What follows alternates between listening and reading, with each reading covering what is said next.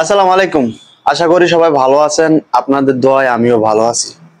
আজকের ভিডিও টপিকটা হচ্ছে মালয়েশিয়াতে বর্তমানে বাংলাদেশ ও মালয়েশিয়ার যৌথ প্রযোজনায় বর্তমানে 25টি এজেন্সি নির্ধারিত করে দেওয়া হয়েছে। যে নিউজটা কিন্তু অনলাইনের মধ্যে ছড়িয়ে পড়েছে। এরই মধ্যে কিন্তু অনেক এজেন্সি দাবি করতেছে তারা বৈধ নথি পেয়েছে, তারা মালয়েশিয়াতে কর্মী প্রেরণ করতে পারবে। এই নিউজটা কতটুকু সত্য? হয়তো আপনারা থাম্বনেল দেখে একটু অবাক হয়ে গেছেন, আসলে ব্যাপারটা একদম ভুয়া। বর্তমানে কোন এজেন্সিকে এখনো পর্যন্ত মালয়েশিয়া সরকার অথবা বাংলাদেশি সরকার বৈধতা দেওয়া হয় নাই। তো সুতরাং যারা বৈধ দাবি করতেছে এইটা একদম ভুয়া নিউজ। আপনাদের সুবিধা স্বার্থে আমি স্ক্রিনে দিয়ে রাখলাম যেই পেপারটা ভাইরাল হয়েছে।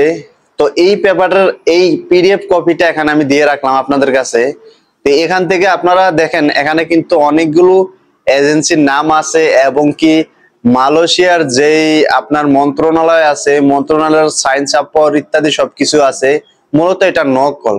তো বাংলাদেশ হাই কমিশন থেকে একটা ঘোষণার মাধ্যমে জানানো হয়েছে যে সকল কর্মীরা মালয়েশিয়াতে আপাতত আসতে চাচ্ছে তাদের ক্ষেত্রে বর্তমানে যে সকল এজেন্সি মালয়েশিয়াতে লোক প্রেরণ করবে তাদেরকে এখনো বৈধ নথি দেওয়া হয় নাই।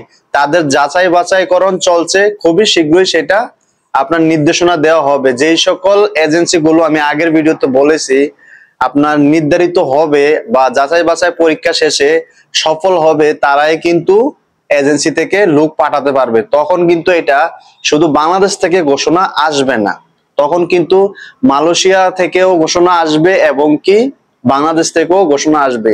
তো আপনারা এই নিউজগুলো পেতে, সরাসরি সঠিক নিউজটা পেতে আপনারা চাইলে মালয়েশিয়ার হাই কমিশনের যেই ফেসবুক পেজটি আছে, আশা করি মোটামুটি অনেকে ফেসবুক চালান।